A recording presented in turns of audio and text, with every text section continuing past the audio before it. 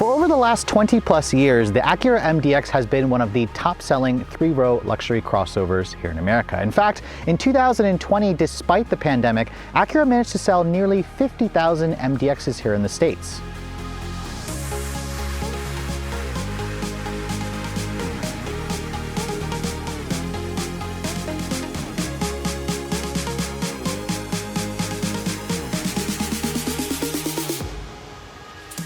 However, as competition continues to get better, Acura is introducing an all-new MDX for the 2021 model year. It now rides on an Acura-exclusive light truck platform. It's got the first ever double wishbone front suspension, which means Acura says the ride quality and the handling has gotten more sophisticated. And for the first time ever, there's now a high-performance MDX Type S, which will be coming to US showrooms in the summer of 2021.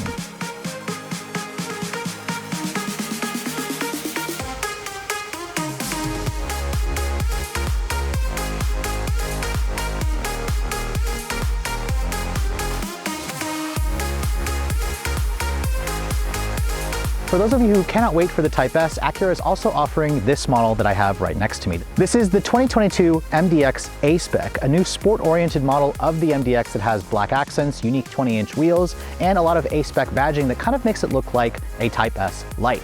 So if you guys are in the market for a new three-row luxury crossover, has Acura made the all-new 4th generation MDX good enough to appeal to the faithful and carry the brand forward as a new flagship? That's what we're here to find out.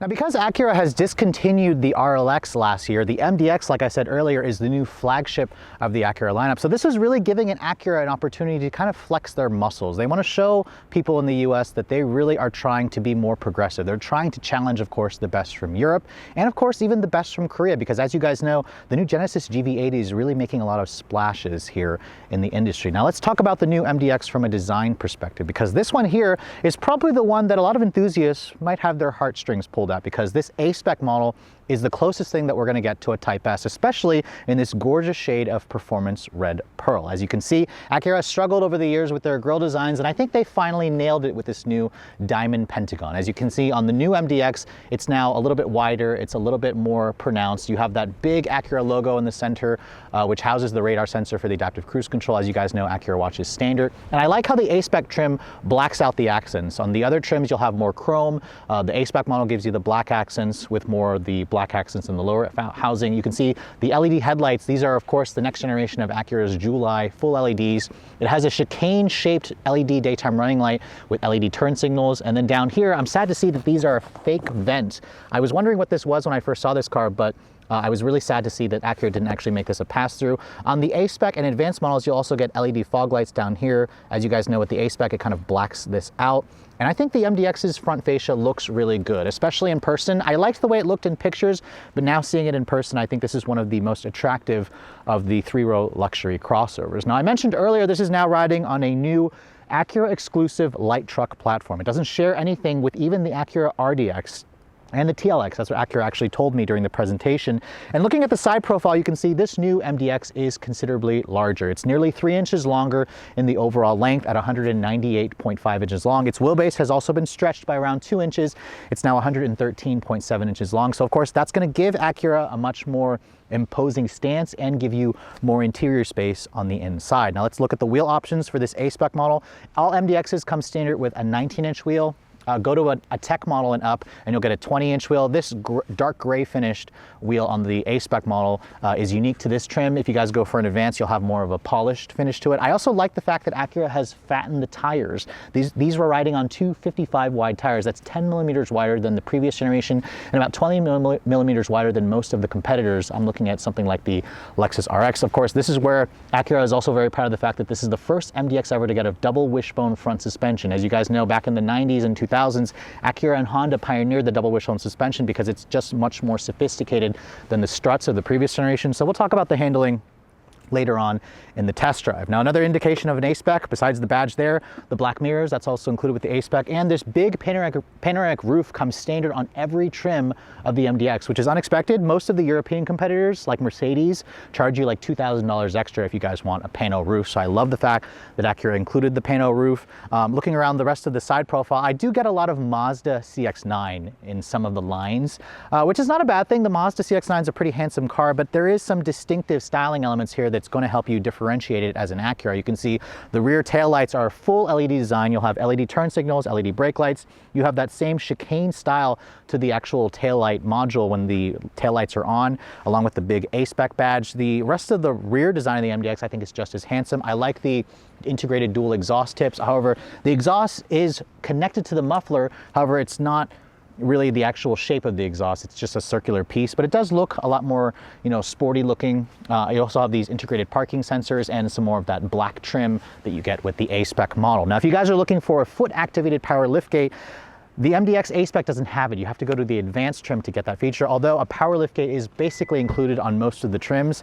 And you can see when you open up the tailgate or the cargo area, you can see a third row seat comes standard on every MDX. And this is where Acura took advantage of making this vehicle bigger because you have significantly more space. With the third row seats up, you get around 18.1 cubic feet of space. That is pretty much at the top of the class.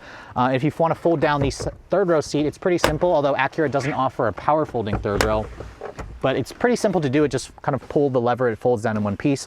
With the third row seats down, you get around 43 cubic feet of space, which is pretty good. If you fold down the second row as well, that's gonna give you around 95 cubic feet of space. Now, of course, Acura actually gave me two measurements with the cargo area. The 95 cubic feet is actually including the floor space that's underneath the seats, which if you guys didn't include that, Acura says you get around 72 cubic feet of space, which is still one of the highest in the segment.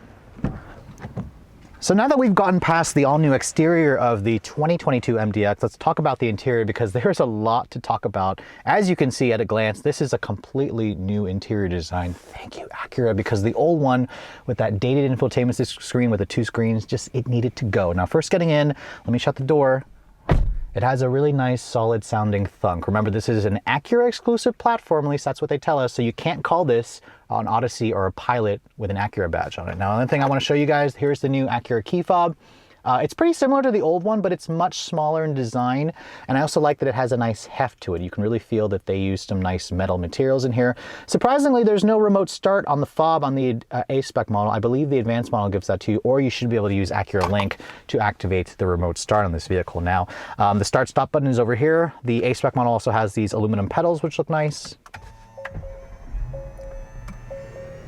And when you start the car up, you can see this is really going to impress a lot of you, especially if you're coming from a previous generation MDX. There are two 12.3-inch displays over here, and they actually come standard on every trim level of the MDX. This digital display is standard, along with the 12-inch Acura Link display, which comes standard. It also now has wireless Apple CarPlay and wireless Android Auto, so that's a first for an Acura product. And I actually think that it looks really good. I really like the overall aesthetic in here with the design. You have this really nice looking flat bottom steering wheel. Although the A-Spec model doesn't have a heated wheel, you have to go to advanced model to get a heated wheel. It also includes a power telescoping function for the wheel, which really, again, makes me feel like I'm in a car that's not a Honda. The previous generation kind of had some, elements that reminded me of a Honda Pilot or a Honda Odyssey, and you really don't get that anymore with this new generation model. Let's talk about the materials in this vehicle. Now, there are some pretty nice touches in here. You can see the dash has this nice stitching here with the contrast stitching. It feels like it's covered with a leatherette material. Same thing here with this lower part. The piano black trim is not my favorite. I don't love how it's going to show fingerprints, but this aluminum that you find on the A-Spec, Acura says is genuine. Or if you guys go for other trims, you'll get an open pore matte finish wood, which is nice. The door panel doesn't have a it has a soft touch material here, but it's not actually stitched like it is on the dash. This to me feels like it's a little bit cheaper feeling. The stitching is down here, of course, on the lower part of the door panel. You also have this aluminum door handle, and I also like the metal speakers. Remember, the A-Spec model comes with the 16-speaker ELS Studio 3D sound system with 710 watts of power. It sounds phenomenal. It really rivals what I hear in some of the Burmester, Bang & Olufsen, and Harman Kardon stereos that you find in a lot of the competitors. Down at the lower portion of the door panel, it is slightly hard plastic. And in terms of the windows, all 4 are one-touch automatic, which is really nice. And there's even new window switches on this vehicle. So again, some of it feels like Acura exclusive stuff. And then there are some plastics here, like the secondary controls for the door locks, the window switches, or the mirror controls. Those feel like they were pulled out of a Honda Civic or a Honda Accord. So there's something there that I think Acura could have improved on a little bit more. The turn signal and wiper stalks, they feel a little bit more substantial this year. You have these nice paddles on the wheel. I like the design and the leather, the smoothness of the leather on the steering wheel. It also offers a pretty wide range of adjustability, so it allows you to get really comfortable. Now, speaking of comfort, these seats, these are a 12-way adjustable power seat, which are heated and ventilated on the A-Spec model.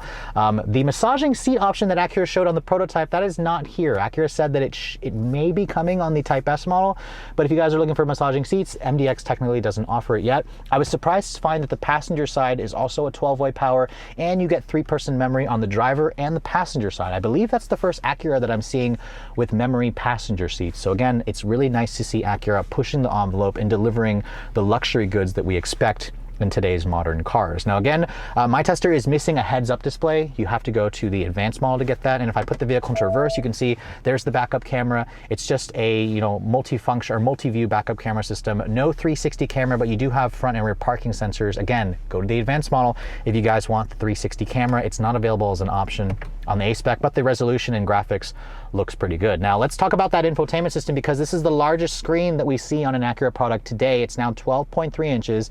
It's about 2 inches larger than you find in the TLX and the RDX, and it's not a touch screen, so don't try to touch this because Acura doesn't believe in touch screens. They instead want you to use their touchpad here, which has absolute one-to-one positioning. They call it True Touchpad, which stands for TTI. Basically what that means is on a certain quadrant of the screen, you have to touch that same area on the touchpad, and it'll basically highlight that area of the screen. Unless you have it in CarPlay like I have here. When it's in CarPlay, I have to scroll around like a touchpad, basically, same thing like a Lexus. But when I go back to the Acura system, you can see as long as I touch a certain quadrant, it highlights where I'm touching there to give you that one-to-one positioning. Acura says that this is safer, it's easier to use. It definitely has a learning curve. I much prefer a touchscreen. I think Acura should have just pushed the screen out and given me a touchscreen. This secondary screen here, you can control that and change the way it looks. You can't actually make this a full widescreen. Even if I go to the factory GPS, which the GPS itself looks better, it's still not what I would say, Mercedes or Audi like in its quality, but I just would have preferred this to be a touchscreen. I also would have liked it give me the option to make this a full screen. This 2-screen layout basically has to stay there. You can't actually adjust that or customize that. Now looking over here at this other controls, I like how Acura is giving us a lot of these hard buttons. You have tri-zone climate control, you have your heated and cooled seat button here with an automatic function, and then this right here will probably make you think it's the volume knob, but it's actually the drive mode selector. So switch that around, you can see you have all these different drive modes. It also shows you a cool little graphic, a neat sound effect, snow, comfort, normal, and sport, and individual. If I push this knob, you can customize the individual mode and change all the different settings. That's, again, very European-like of Acura to do so. I also really like how the gauges even change. Remember, this display is fully digital, so if I go to normal, you can see there's the normal display, and then there's the comfort display, and then there's the snow display, which kind of looks like normal. I really like the way the sport one looks, and if you like, you can also change the design of the display. If you go here to gauge settings and go to gauge layout, it's in advanced right now. If I change it to crafted, this gives you more of that traditional look. And if you switch over the drive modes, it looks pretty cool. Now, I definitely think I prefer the advanced look, but it's nice to see Acura kind of pushing the envelope. This is better versus the system that I find in the Lincoln Aviator, which also has a digital display, but also looks a little bit more rudimentary compared to what I find in the MDX. Now, looking over here at the center stack, there's a nice area here where you can rest your palm when you're using the touchpad. There's a volume knob here, a tuning button over here. This is for the 10-speed automatic, and there's this cool little USB port right here that pops out, and you can see there's a USB-C and a regular USB port, which is nice, more of that piano black plastic trim. You have cup holders here and this massive wireless phone charger, which is really nice. However, I did notice my iPhone 12 fits perfectly in here, but it doesn't always charge it. Like you can see, I have it just set perfectly right there in the charger, and it keeps blinking and it's not actually charging my phone. I had trouble doing that. My guess is you probably have to take it out of the case, although this is the MagSafe case that you get on Apple. So kind of try the case out, or try the phone out, make sure that the charger works for you. You can also just plug it in if you'd like to the USB port. Opening this up, you can see there's 2 levels of storage where you have a top tier storage. And then if you close this, open this up, you can see it's much deeper over here where you have another USB port and a pretty good amount of storage over there. Over here on the glove box, you can see it's average in size, but it's damped and it's lined with felt. And I also really like the seats. They're very comfortable and supportive. There's lots of LED lighting in the cabin here, which is what I expect in a European brand. And then above me, like I said, big panel roof that really lets in a lot of light, so it makes this dark black interior feel a lot more open and airy.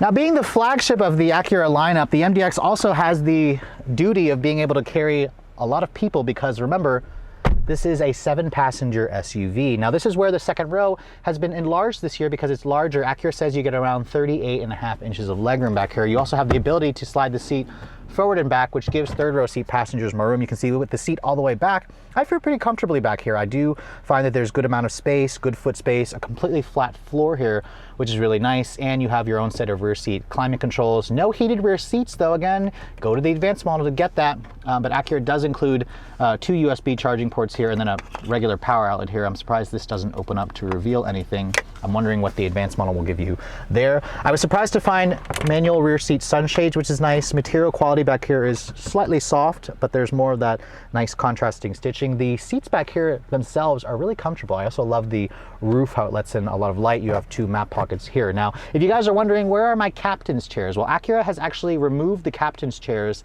this year. Instead, they have one solution that will appeal to everyone because the bench seat comes standard. And if I want to fold down this, you can see it comes with a nice little armrest with 2 cup holders and a little bit more storage. However, kind of like what Toyota was doing on the Sienna or Highlander a few years ago, there's another strap down here that if I pull that, this actually comes out. And it's actually not super heavy.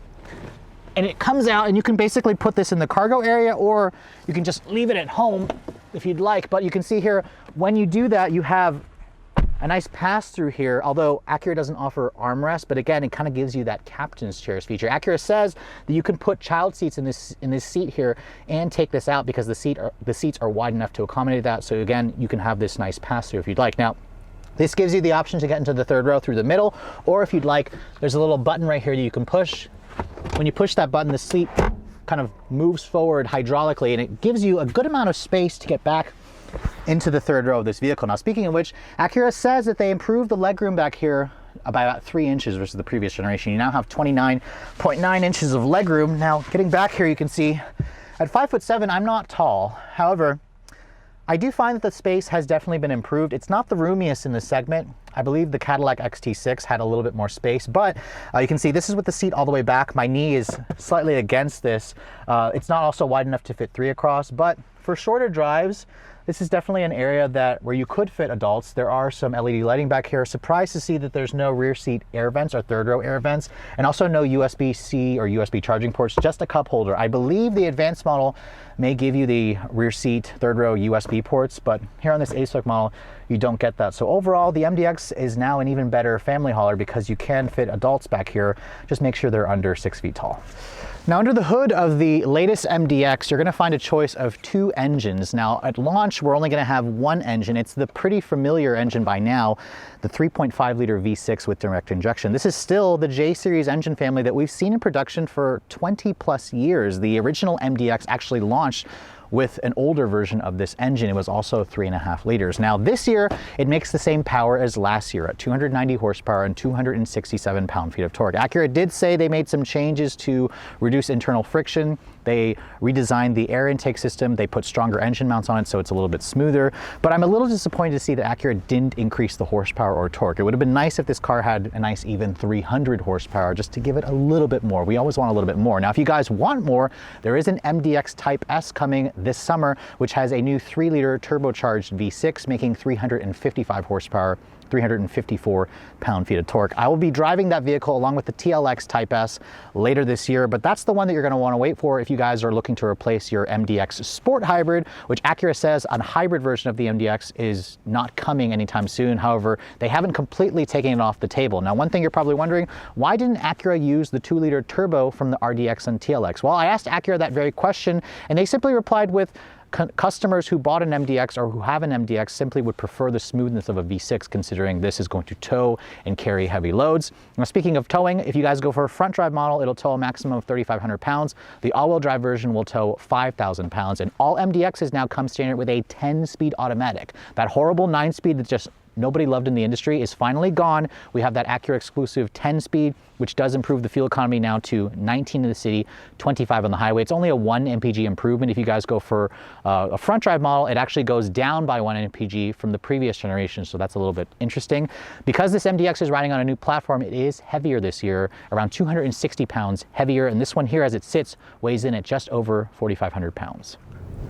So the MDX has had a really long history with Acura. I mean, 20 plus years in production. This is one of the company's top sellers. And I've been really excited to get behind the wheel of this all new generation MDX. Finally, the driving impressions embargo is over. So let's talk about how this all new MDX drives. Now, this is not the trim level that I would prefer to have gotten. So Acura, if you're watching this and you have an advanced model available, please send that to me later because I would like to try out the advanced model. This A-Spec model does look better on the outside for me, especially with the black accents, but I really wish Acura would offer, again, an advanced and A-Spec model together. I shouldn't have to choose between the sportier looking offering and the one that has all of the tech features. But even without the adaptive dampers, I have the suspension, or I have the car in comfort right now. On this bumpier stretch of road, the MDX really soaks up those bumps really nicely. Even though we've got these big 20-inch wheels on 255 wide tires, the MDX feels like a substantial car. Remember, Acura increased the torsional rigidity of this new model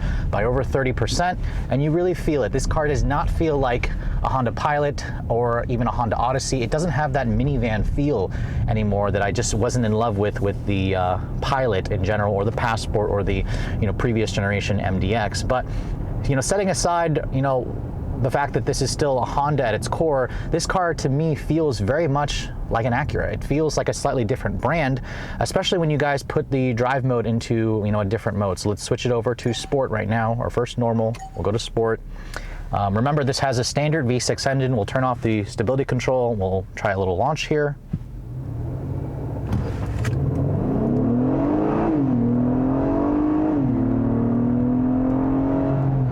And I really like the sound of this engine. It has that typical, Acura Honda noise, where we've got that J35 series engine that makes 290 horsepower, 267 pound-feet of torque. I am sad that Acura didn't increase the horsepower this year. It would have been nice for them to give us, 300 horsepower, but the engine is very smooth. It likes to rev. You can literally hear the VTEC kick in at above 5,000 RPM. So the MDX faithful, if you're trading in your old MDX, you're coming from a Pilot, this is going to feel very familiar with the noise that this engine makes. Now, granted, did Acura play it safe a little bit with the base powertrain? I think so. I think that they could have gone with the turbo 4-cylinder.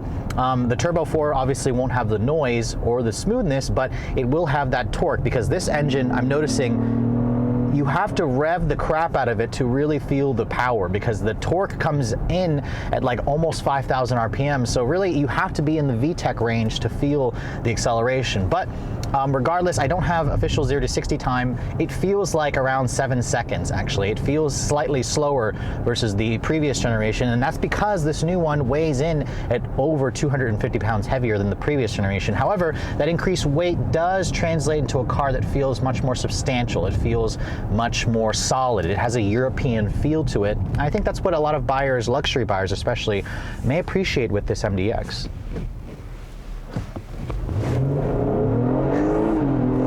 And that super handling all-wheel drive is doing its work here. Remember, this is now in its 4th generation super handling all-wheel drive. It'll send up to 50% of the power rearward, or 70% of the power rearward, and up to 100% side to side.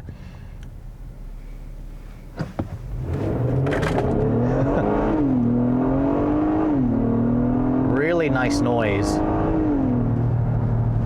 And really quick shifting transmission. This 10-speed auto is just snap, snap, snap right through the gears. It puts it right in the meat of its power band. It doesn't have that lethargic laziness that the old 9-speed had. Despite Acura and Honda's best effort to tune that ZF 9-speed, it was just a garbage transmission when it first came out. And in its final years, I'm just so happy. I basically can say bye Felicia to that 9-speed auto that I did not like. This is now the Acura and Honda developed 10-speed auto that the MDX should have had when the previous generation launched with. Now, even in sport mode here, the suspension gets a little bit, well, there's no reactive dampers there, but I feel like the car gets a little bit firmer. The steering gets a little heavier, although it's still a little bit light and numb. Remember, this car now has a double wishbone suspension. This is the first ever for MDX. It basically allowed Acura engineers to tune the baseline of this car because they knew the higher performance Type S was coming. And the MDX definitely handles well. This still feels like the sportier option in this segment. I mean, you chuck it into a corner here, you forget that you're piloting a car that weighs 4,500 pounds. It feels like a bigger RDX. It drives like a sports sedan that's just slightly higher, although the ground clearance is not that much higher for, you know, an SUV. Put your foot down here and you can hear that VTEC kick in. It's a good noise, really responsive transmission, and it also has pretty responsive paddles too, if you guys plan on using the paddles in this car. When I pull the paddle, I notice it downshifts and upshifts pretty quickly, so pretty happy with this. Just a little bit slow. You have to wait for the engine to rev, but man, is that a good noise. It sounds also like it's slightly synthesized. I would have preferred it to be a little bit more exhaust. All I hear really is the intake howl that's slightly synthesized, where you hear the VTEC kick in on this car. Now, in terms of visibility, I think the MDX has really good sight lines. You can't really feel the fact that it's bigger. I can see out of the front really well. I like the big side mirrors. Acura Watch, their standard driver assistance tech is included on every model of the MDX, even the base version. So that's a really great thing, especially when the Europeans and the American companies are charging you a load of money just to get the driver assistance tech. It should be standard, especially at this price point.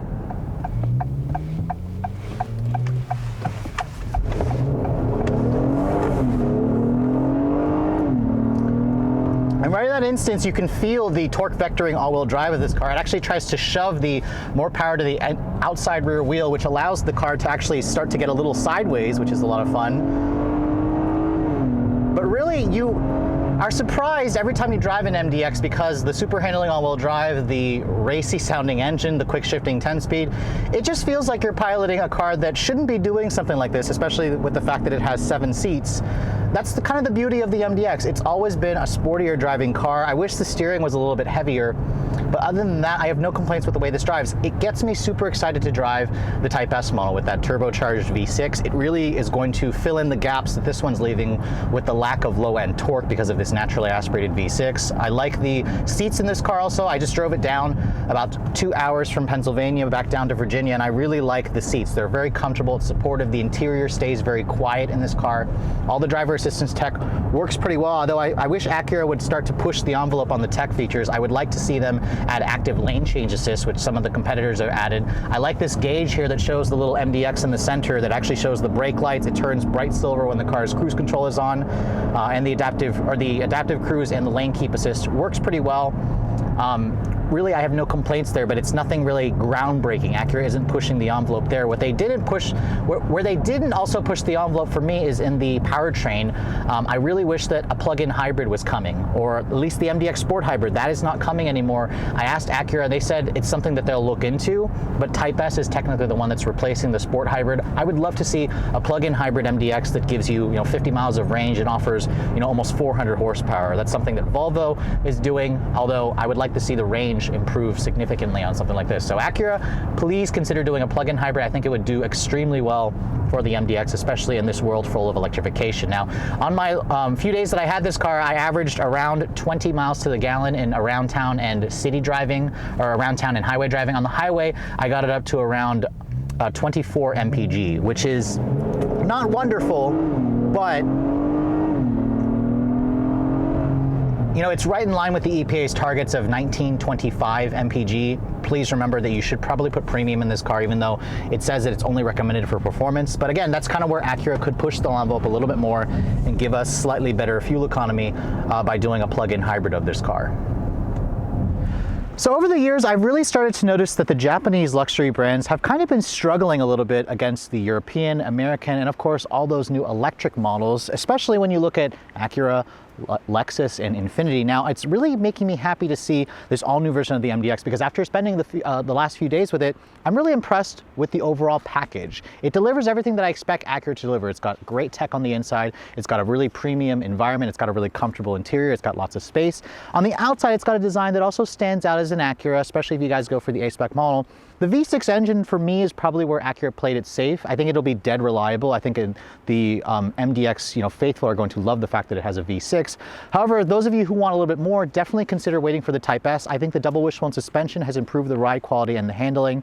I think that the overall package with this model is really, really appealing, especially when you look at the pricing of this new MDX. Now, of course, being a new model, this is a little bit more expensive versus the previous generation. It starts at around $46,500 for a base model with front-wheel drive. Add $2,000 if you guys want super handling all-wheel drive. Now, of course, from there on, you can add either the Tech, A-Spec, or Advanced package. This A-Spec model comes standard with super handling all-wheel drive, and it starts at $57,100 plus a $1,000 destination charge. All in, this one here is around $58,000 and some change. Keep in mind, if you guys want the extra features like the heads-up display, the heated rear seats, the heated steering wheel, and the 360 camera, you're gonna have to spend another $2,000 to go to the Advanced package. I really, really want Acura to offer an A-Spec with the Advanced package because a lot of people want this Sport package, but they want all the other features. So Acura, please consider offering that. Or you could also just wait for the Type S model. But with all that said, I am pretty happy to say that this is now one of my favorite of the three-row luxury midsize SUVs. Of course, the Genesis GV80 still comes to mind. However, when I compared this car to the Cadillac XT6, which if you guys haven't seen that video, I'll include a link in the description below. Watch that comparison. It really wasn't a fair fight, and that's really where it shows you how the MDX has completely stepped up their game. And I really am looking forward to getting my hands on an advanced model and possibly even comparing it to a Genesis GV80 because that's the car that I think is the new one to beat in this segment. With all that said, if you guys are looking to buy one of these, the new MDX is heading to dealers right now. It goes on sale in February of 2021, so next month. But if you're also looking to see the latest cars I'm testing, be sure to follow me on Instagram at redline_reviews. Like us on Facebook, and as always, guys, please keep subscribing to the Redline Reviews YouTube channel for all the latest reviews. Thank you so much for watching. I'll catch you all in the next video.